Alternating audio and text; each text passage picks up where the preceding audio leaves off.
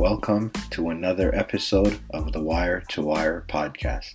As always, it's me, your host Yusuf. This will be a fun and interesting episode, so without further ado, let's just get right to it. So The Weeknd released his latest album, Dawn FM, on Friday, January 7th. Now, on the last episode that I did, I discussed what my expectations were for this project. Now, after listening to this album nonstop the past few days, I'm going to give my review and share my thoughts on it. So I tuned into the live stream on Amazon Music's Twitch page, and there he was standing on the stage wearing his old man costume, the same one that he was wearing on the album cover, and that he's been wearing throughout the different visuals for this project. But what I really enjoyed about this album is how cohesive and intricate it is. So the album just flows perfectly and the transitions are brilliant. So the transition from How Do I Make You Love Me to Take My Breath, or A Tale by Quincy to Out of Time, or from Best Friends to Is There Someone Else, or from Is There Someone Else to Starry Eyes, the transitions just fit perfectly. And if you listen to the album on repeat and you go from the last track, Phantom Regret, that ties into the first track, Dawn FM. So it's almost like the album is on one loop. Now, on the last episode, I said what I was most looking forward to is him having Jim Carrey on it and seeing what role Jim Carrey would play. And I also was curious to see what role Quincy Jones would play in this album. So Jim Carrey fit in well as the proverbial VJ of this radio station that's taking place in Purgatory. And he was a good addition to the album. I thought he did a good job in that role. Now, Quincy Jones didn't really play much of a role as I thought he would. He just appeared on an interlude called A Tale by Quincy, and really it's just an audio snippet from an interview that he did basically discussing his upbringing. Now, as it turns out, in this story, he's basically discussing his family issues growing up and how it affected his future relationships. And it served as a backdrop to the theme of the next song, Out of Time, which became a fan favorite for many people. Now, in the last episode, I said I didn't think that Tyler, the Creator, should have been on the album. And after listening to the album, I stand by my opinion. He had a below mediocre verse on Here We Go Again, and his bars were trash. But luckily, The Weeknd performed well enough on that song that really his verse became an afterthought. Now, I thought Lil Wayne's verse was pretty good on I Heard You're Married, but honestly, I stand by what I said. My preference would have just been for him to just do the album without any guest features other than Jim Carrey and that Quincy Jones interlude.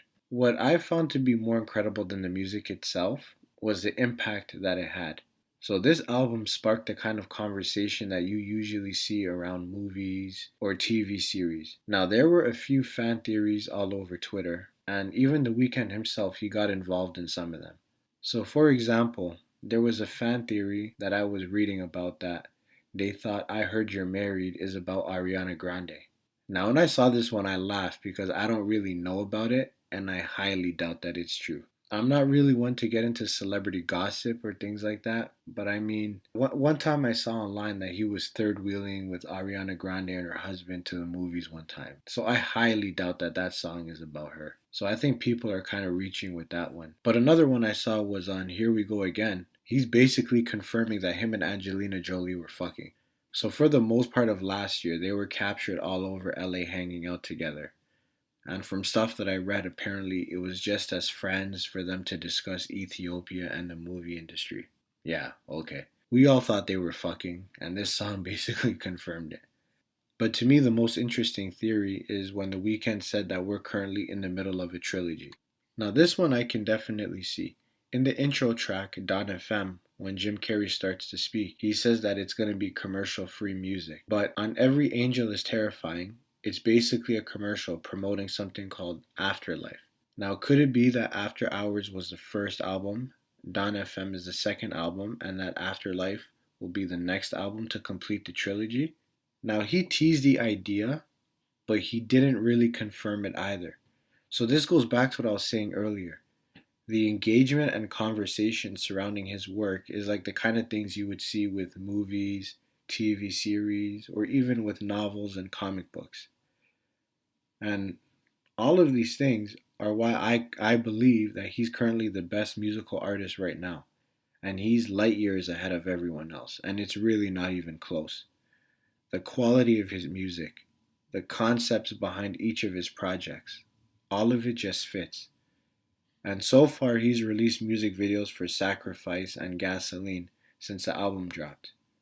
And even when I think about it from a historical perspective, there's not really an artist that I can think of other than Michael Jackson that has really done something like this. And the feedback for this album has been really good for the most part. Music producer Timbaland said that this album is like Thriller. Now, I wouldn't say that it's Thriller. I would say this is more of a hybrid between Off the Wall and Bad. This album perfectly captured the 80s sound. So I think with After Hours, he was testing the waters with it, but now he fully dived into it, and I thought he did an incredible job. There's no artist today that has the songwriting ability or musical prowess to make an album like this. But like all things, there was some criticism. You have the fans who were basically saying they want him to go back to his trilogy mixtape sound. And he was on Twitter and he basically told those factions of the people that he needs to evolve as an artist. And honestly, I agree. If people want the trilogy sound, then just go listen to Trilogy. People have to evolve. And I always find that criticism funny because if The Weeknd listened to those people and he just kept sticking with the same kind of sound and making the same kind of music, those same people would complain and say all his music sounds the same, and eventually it'll get old and boring for them. Then they'll move on to another, more newer artist that's doing something new. And if he listened to those people and gave them what they wanted, he wouldn't expand to a more wider audience because he's only focused on trying to please his core audience, and he'd probably lose a lot of the popularity that he has now. He wouldn't win nearly as much awards, he wouldn't be breaking the records that he's breaking now, and he wouldn't be doing a Super Bowl performance. He would just be that artist that makes the same music under different album titles. And we know artists who are like that right now, and how serious do we really take them? So just let the man live, let him experiment with his music, and just let him evolve. So all in all, I give this album a 10 out of 10. While I could have done without the appearances by Tyler the Weirdo, I'm sorry, I meant Creator, and Lil Wayne, it's not enough for me to bring down the score of the album or what it was trying to achieve. So I'm going to say 10 out of 10. And in my humble opinion, I would say that so far he has released two of the best albums of this decade. First it was After Hours, and now it's Dawn FM. But that's all I got for you guys for now. We'll take a quick break and I'll be right back with more.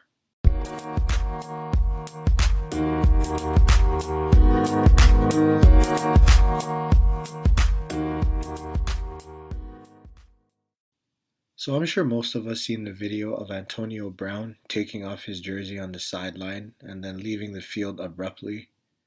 And immediately it was painted as him quitting on the team. Many people were hitting me up saying I should discuss this on my podcast. But I knew well enough to wait for more details to emerge, hear both sides of the story, and then to form an opinion.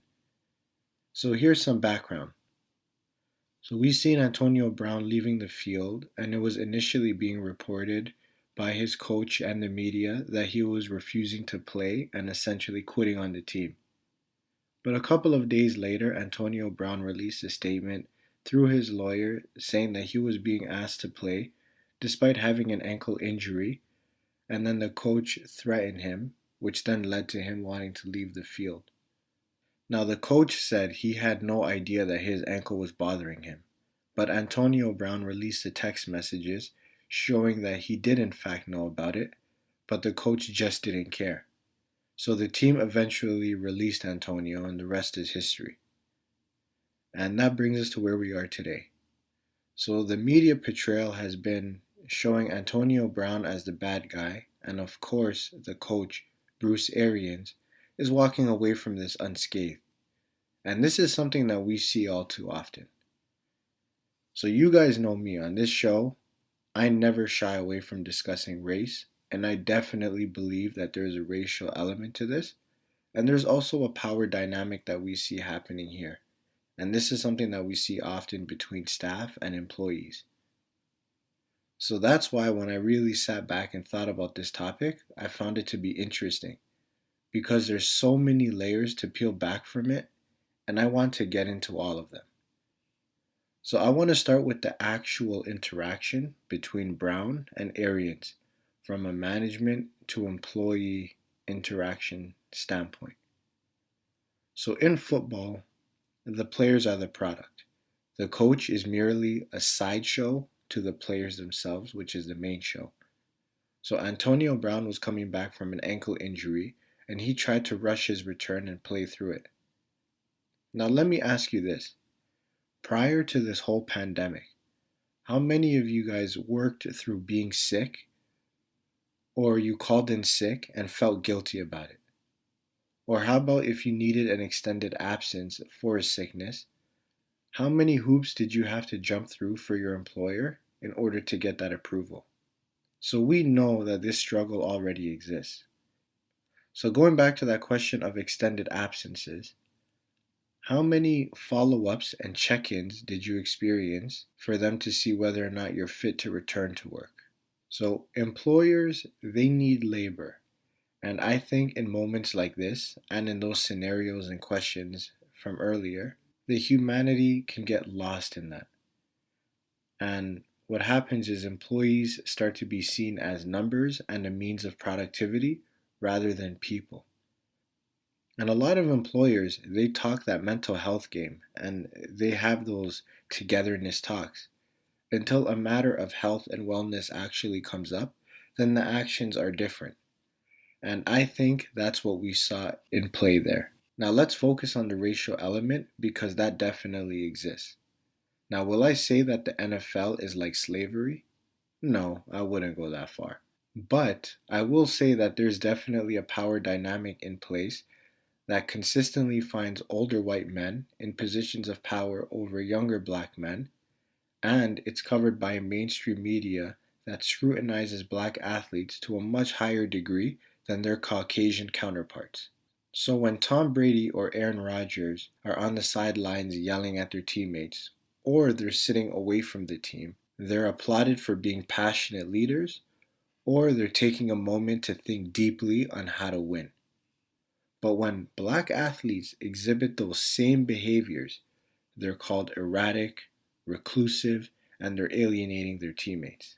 So is there a double standard in coverage?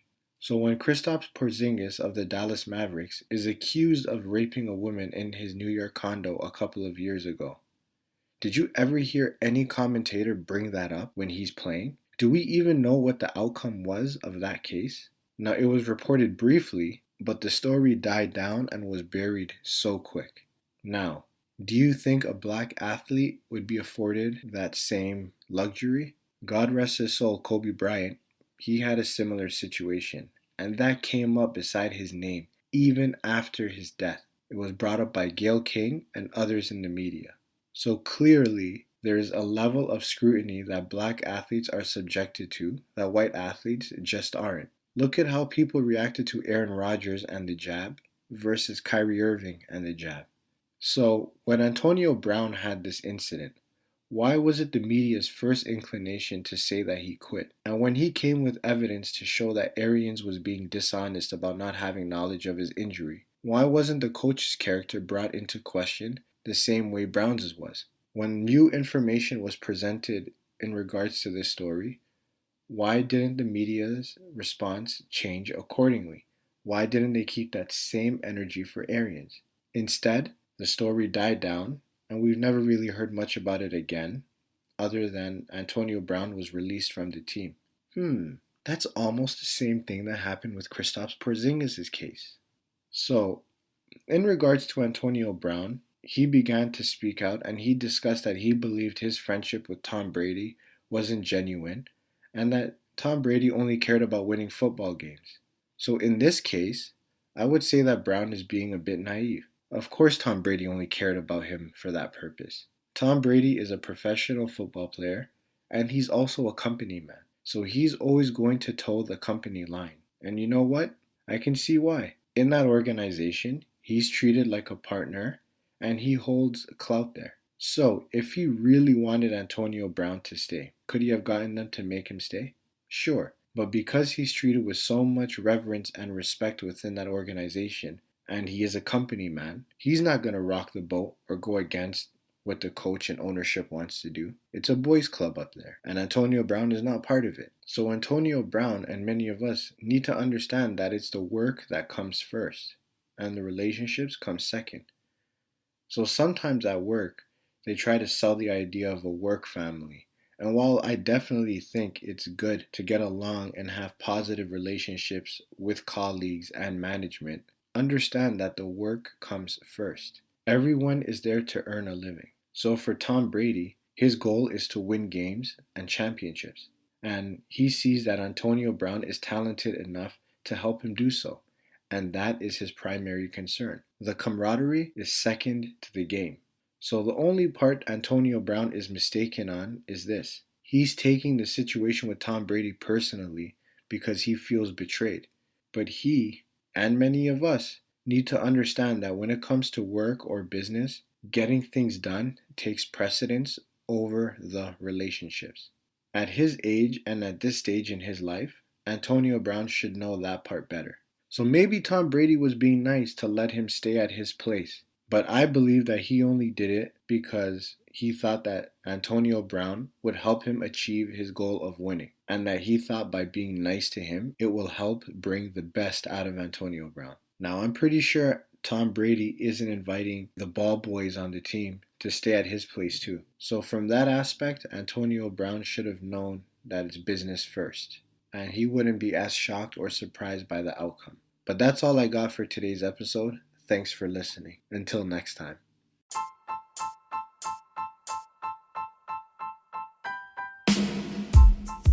Thank you for listening to the Wire to Wire podcast. Be sure to share and subscribe. You can also check out my books, including my latest one, Quarantine Thoughts, available at all retailers. The link is in the description. Until next time.